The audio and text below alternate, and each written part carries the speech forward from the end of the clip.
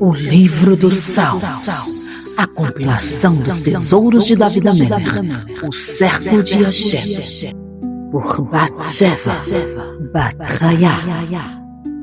De Shilomo Amelech. Concede Hashem tua equidade, ó rei, tua justiça ao filho do rei, para que julgue com retidão teu povo e com magnanimidade aos desamparados. Possam as montanhas trazer ao povo verdadeira paz e as colinas bem-estar. Possa ele distribuir justiça aos destituídos e salvação aos desválidos, e que destrua os opressores. Assim, do nascer do sol até quando brilhar a lua, geração após geração, todos saberão te temer e respeitar. Que seja como o orvalho sobre a relva tenra, como a chuva benfazeja que irriga a terra.